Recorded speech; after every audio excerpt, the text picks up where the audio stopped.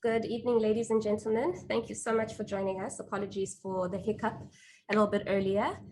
We've got Quinton de Kock here at the top table. As usual, may I please ask that you put your questions up in the chat panel, and then we'll take it from there. Who would like to go first?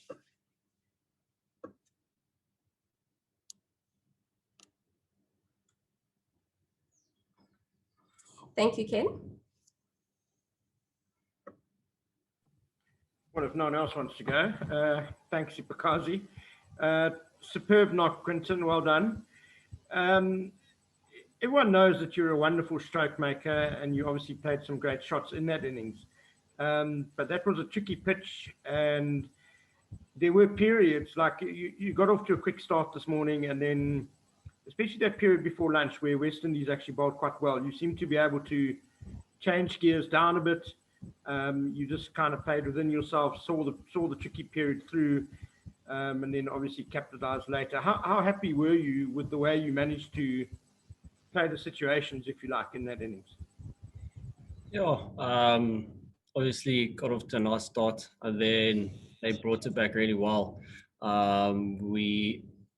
Me and Rassi and then Ves came in, we understood the situation.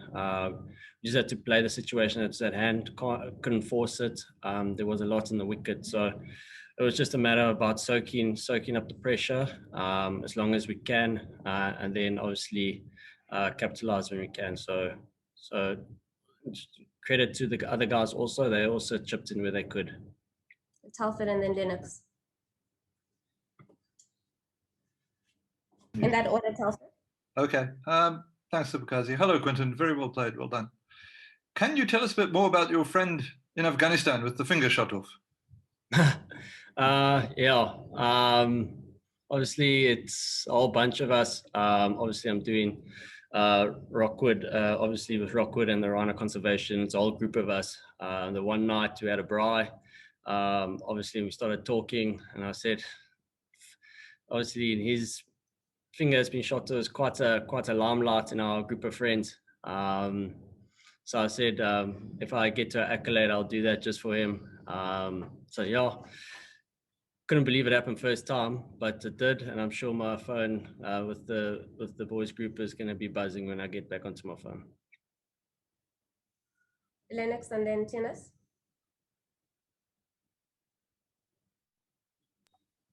Brilliant, Quinton. This is Lennox from the Jamaica Gleaner. Do you think you guys have the game wrapped up tomorrow? I would certainly hope so. I think if we had to just our bowlers just keep doing what they're doing, keep holding the pressure, I'm sure we should have a game closed by tomorrow. But in saying that, they've still got some good players to come. We have seen this team bat deep before. We know the history. They've still got some good players. Obviously, Blackwood, Chase, Holder. Those guys can still hold it in. They know these conditions better than us, so they can still put a lot of pressure on us. But just making sure tomorrow that we come in strong and just keep to our disciplines, I'm sure we'll be all right. Yes. Thank you. Was it Quinton? Well batted. I was just wondering, you've had quite a difficult year with on the pitch, and then also you had that, I think it was termed a mental health break or something. How are you feeling now mentally? Also, without the captaincy, do you feel that it's freed you up a bit? To be honest, it's got to do anything with the captaincy. It had everything to do with just the COVID bubbles. Obviously, being under so many bubbles took its toll, and yeah, it was just too much, and then that was it. Pretty much, I just asked for a break, if I can just relax for the T20 series we had back home, and they deemed it a mental break, which whatever it is, and yeah, that was. But I wasn't mentally tired, or from cricket at least. I was just tired from bubbles. I just had enough of them. Obviously, we were on the road, starting from the IPL, and just the whole time Obviously, being in the Pakistan bubble, I don't think any of you were there to be part of it. That was particularly difficult, especially just going from cricket change room to one flight of rooms, as if you want to put it. That was how we stayed in. No balconies, no nothing, no room to move. So I just asked if I could just have a break. But ever since then, it's been good. Jerome?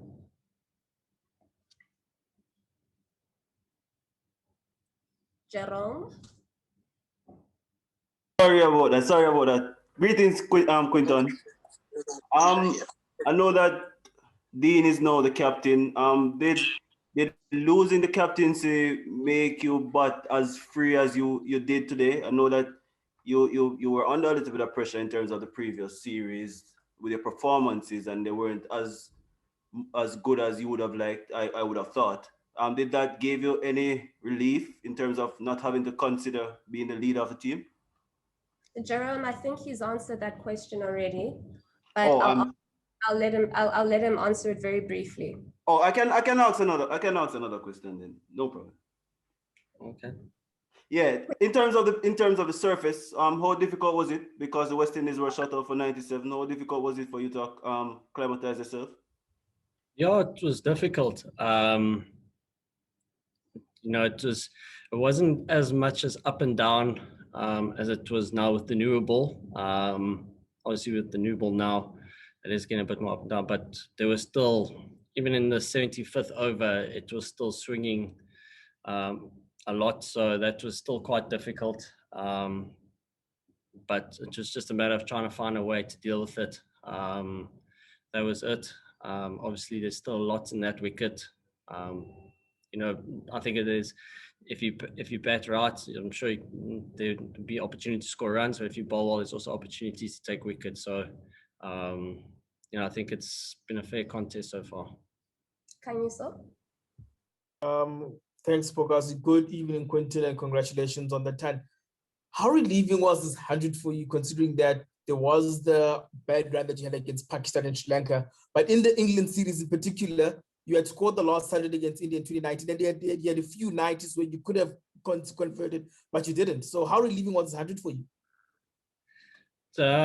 Look, to be honest, and it wasn't really at the top of my head at the stage. A while ago, I was getting a bit irritated with myself, not capitalizing on my starts. And then obviously we took a break from Test cricket, and then obviously I was getting out early against Australia. I mean, not Australia, but Sri Lanka and Pakistan. So, if I was getting starts and I wasn't converting, that would have irritated me more. But during this last while, I wasn't even getting starts. So now for me just to bat through, obviously it's still great. Thank you. Congratulations on your 100. Sorry, Nikki, give me a second. Is currently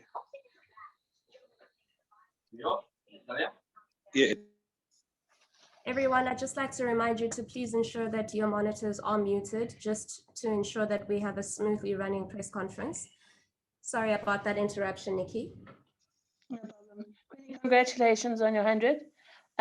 Mike Heisman seems to think that this Duke ball could be quite interesting to play some matches here in South Africa and elsewhere where it's not played with. What's your take on the ball? I agree, 100%. Bring the Duke ball to South Africa becomes an even tougher contest than it is already. We've got already some spicy wickets back home. You bring the Duke ball there, instead of playing test matches or 4-day games, we'll end up playing 2-day games, I think, because that ball honestly does a lot. And if you keep, my saying is, there's a reason why we play with the Kookaburra back home, because it ends up doing enough. And it actually makes up for a fair contest. Tennis? Quinton, obviously yesterday before play started, it was the first time that the Proteas, some of the guys took a knee for the anti-racism campaign. I was wondering, you were one of the guys that didn't take a knee. I was wondering if you'd like to expand on the reasons for that decision. My reason, I'll keep it to myself. It's my own personal opinion. Like Lungi said, it's everyone's decision. No one's forced to do anything, not in life. That's the way I see things. So yeah, that's just about it. Thanks very much, everybody, for joining us this evening. We'll see you guys tomorrow at the end of the day. Have a great evening. And keep warm in South Africa. Well played. Just